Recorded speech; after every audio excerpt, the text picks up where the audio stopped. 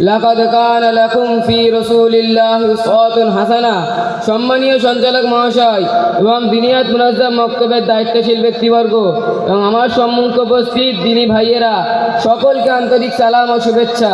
আসসালামু আলাইকুম ওয়া রাহমাতুল্লাহি ওয়া বারাকাতুহু। আজকে এই বরকতময় মজলিসে আমার বক্তৃতার বিষয় হলো সিরাতে মুহাম্মাদি সাল্লাল্লাহু আলাইহি সাল্লামের পায়গাম। আশা করছি আপনারা আমার কথা গুরুত্ব সহকারে শুনবেন। সম্মানীয় শ্রোতামণ্ডলী, আজ সারা বিশ্বে অশান্তি, নিরাপত্তাহীনতা ছড়িয়ে পড়েছে। মানুষ নিপীড়ন অবিচারের শিকার হচ্ছে।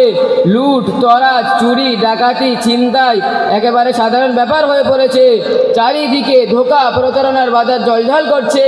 ব্যবসায়ী হোক অথবা মজদুর, মালিক হোক অথবা চাকর, সকলেই পেরেশান আছে। কারোর সাথে কোনো সম্পর্ক নেই, অন্যের সাথে সহনশীলতা নেই।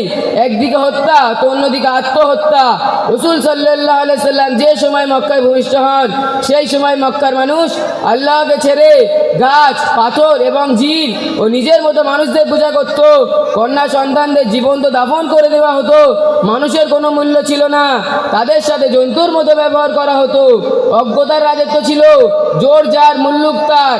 ক্ষমতাশীলরা দুর্বলদের প্রতি অত্যাচার করত এবং দুর্বলরা অত্যাচারের চাকায় পিছতে থাকতো। এমন এক কঠিন পরিস্থিতিতে আল্লাহ তাআলা হযরত মুহাম্মদ সাল্লাল্লাহু আলাইহি সাল্লামকে হেদায়েতের নূর দিয়ে পাঠিয়েছেন। তিনি মানুষদের এক আল্লাহর ইবাদতের শিক্ষা দিয়েছেন। তিনি মানুষের অন্তরে আল্লাহর ভয় সৃষ্টি করেছেন। তিনি অসৎ কাজ নিষেধ করেছেন এবং ভালো কাজের আদেশ করেছেন। তিনি এতিমদের সম্পদ ভক্ষণ করতে নিষেধ করেছেন। তিনি মহিলাদের পরপুরুষ থেকে দূরে থাকার আদেশ করেছেন। তিনি পবিত্র নারীর উপর অপবাদ দিতে নিষেধ করেছেন। তিনি জান্নাতের নিয়ামতের দিকে আহ্বান করেছেন।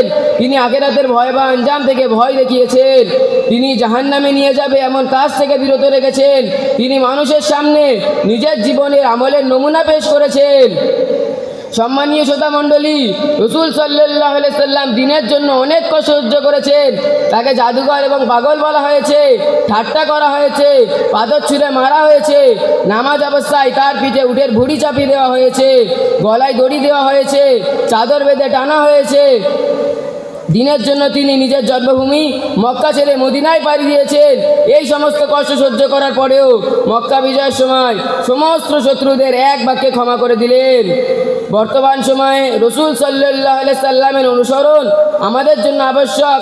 ইসলামী শিক্ষা এই অত্যাচারে বিনাশ করতে পারে, কেননা আল্লাহ তাআলা রাসূল সাল্লাল্লাহু আলাইহি সাল্লামকে আমাদের স্থায়ী সফলতার জন্য পাঠিয়েছেন। বর্তমান সময়ে রাসূল সাল্লাল্লাহু আলাইহি সাল্লামের সিরাতের মূল্যায়ন করা আমাদের জন্য আবশ্যক, কেননা রাসূল সাল্লাল্লাহু আলাইহি সাল্লামের জীবনীর মধ্যে রয়েছে আমাদের রোগের ওষুধ। রাসূল সাল্লাল্লাহু আলাইহি সাল্লামের অনুসরণের মধ্যেই রয়েছে আমাদের সফলতা। এই জন্যই আল্লাহ তাআলা বলেন, লাকাদ কানা লাকুম ফি রাসূলিল্লাহি উসওয়াতুন হাসানা।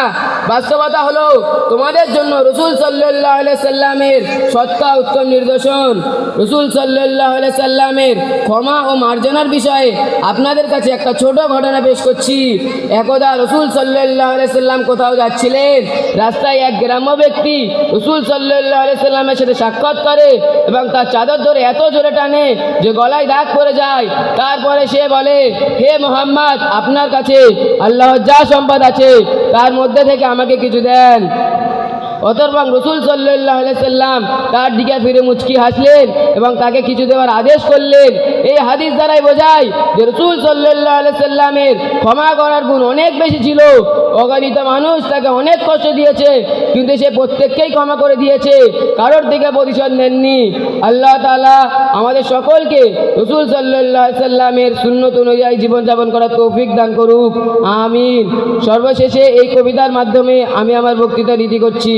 कुव्वते इश्क से हर पुष्प को भला कर दे, ज़ाहिर में इसमें मोहम्मद से उजाला कर दे। व आखिरु दावाना अल्हम्दुलिल्लाहि रब्बिल आलमीन।